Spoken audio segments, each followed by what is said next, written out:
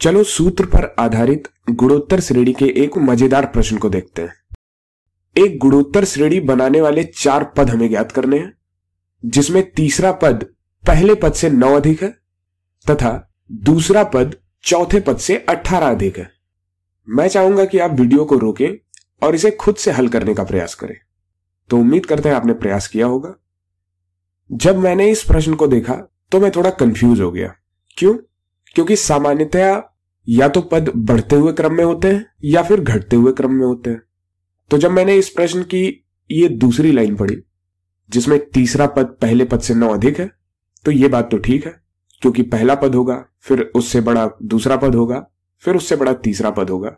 तो इस प्रकार से तीसरा पद पहले पद से बड़ा है, तो ये बात समझ में आती है। लेकिन मैं अगली लाइन पढ़ के आश्चर्यचकित हो गया जब मैंने पढ़ा दूसरा पद चौथे पद से 18 अधिक है। इसे पढ़ के मेरे दिमाग में कुछ नहीं आता है। अब जब भी ऐसी परिस्थिति उत्पन्न हो तो हम बीजगणित का इस्तेमाल करते हैं। तो इस प्रश्न में किसी भी प्रकार का अनुमान न लगा के आइए देखते हैं कि बीजगणित हमारी मदद किस प्रकार से करती है। तो मान लेते हैं पहला पद a है और मान लेते हैं कि सार्वनुपात r है, तो इस हिसाब से दूसरा पद हुआ ar, तीसरा पद हुआ ar स्क्वायर तथा चौथा पद हुआ ar क्यूब। अब जब हमने इन सारे पदों को यहां लिख लिया है, तो अब हम हिंदी में लिखे हुए प्रश्न को गणित में परिवर्तित करते हैं, समीकरण में लिखते हैं। तो यहां पे क्या लिखा है?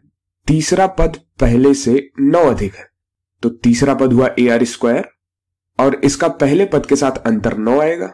मतलब हम कह सकते हैं कि तीसरा पद पहले पद से 9 अधिक है। और अगली लाइन में लिखा है दूसरा पद चौथे पद से 18 अधिक है, तो दूसरा पद हुआ ar और चौथा पद है ar क्यूब। तो ar में से जब हम ar क्यूब घटा देंगे तो हमें 18 मिल जाएगा, क्योंकि ar क्या है? ar क्यूब से 18 अधिक है।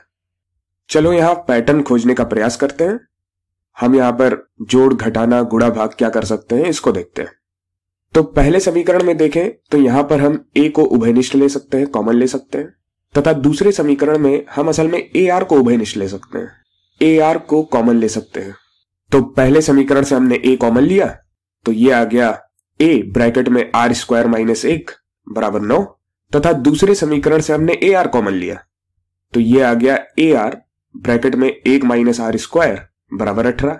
अब पहली समीकरण में आप देख रहे हैं r स्क्वायर माइनस 1 और दूसरे समीकरण में आप देख रहे हैं 1 माइनस r स्क्वायर। तो आपको कुछ समझ आ रहा है?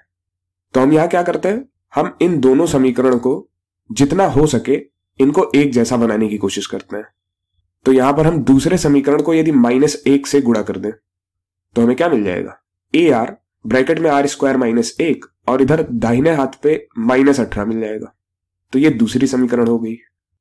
अब अगले स्टेप का क्या आप अनुमान लगा सकते हैं कि हमें क्या करना चाहिए? तो अब हम यहां पर समीकरणों को भाग देंगे। क्या होता है यदि हम समीकरण को भाग देते? तो यदि हम दूसरी समीकरण को पहले समीकरण से भाग दे दें तो क्या होगा? r square minus 1 r square minus 1 cut जाएगा और ar बटे a होगा, तो a से a भी कट जाएगा और इधर दाहिने हाथ पर हमें मिलेगा -18 बटे 9 जो कि -2 के बराबर होगा। तो इससे हमें r बराबर -2 मिल जाएगा। अब a का मान ज्ञात करने के लिए हम r के इस मान को किसी एक समीकरण में प्रतिस्थापित कर देते हैं। तो चलो इसे हम समीकरण 1 में प्रतिस्थापित कर देते हैं। तो r का मान हमने समीकरण 1 में रख दिया, तो हमें क्या मिलेगा? a गुणे -2 की घात 2 माइनस a बराबर 9। तो यहां से 4a माइनस a बराबर 9 हो जाएगा और 4a माइनस a ये 3a होगा और 3a बराबर 9 मिलेगा हमें। तो यहां से हमें मिल जाएगा a बराबर 9 बटे 3, जो कि a का मान 3 के बराबर मिलेगा। तो अब हमारे पास प्रथम पद 3 है तथा सार्वनुपात -2 है। तो अब हम इन 4 पदों को लिख सकते हैं। तो चलिए देखते हैं 4 पद क्या होंगे। तो पहला पद है 3 और इसमें हमने -2 का गुणा किया तो हमें मिलेगा -6, फिर -6 में -2 का गुणा किया तो हमें मिलेगा 12 और 12 में -2 का गुणा किया तो हमें मिलेगा -24। तो ये चीज यहां पे हो रही है। यहां पे पद ना तो बढ़ रहे हैं ना ही घट रहे हैं। असल में यहां पर पदों में उतार चढ़ाव हो रहा है। पहले पद घट जा रहा है, फिर बढ़ जा रहा है, फिर घट जा रहा है। तो इस प्रकार से उतार चढ़ाव हो रहा है। लेकिन फिर भी चलो इसे पुनः एक बार सत्यापित कर लेते हैं। तो यहां पे क्या है? तीसरा पद पहले पद से 9 अधिक है, तो तीसरा पद क्या है? 12 और पहला पद है 3, तो 12 जो है वो 3 से 9 अधिक है। ये बात सही है। और दूसरा पद चौथे पद से 18 अधिक है, तो दूसरा पद है -6 और चौथा पद है -24।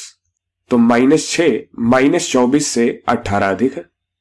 तो यहां पर प्रश्न कुछ गलत नहीं था, बस इसे सामान्य समझ से कर पाना मुश्किल था। तो जब भी हम अपनी सामान्य समझ से प्रश्न को हल नहीं कर पाते हैं तो हम बीजगणित का सहारा लेते हैं और इस प्रकार से प्रश्न को हल कर सकते हैं।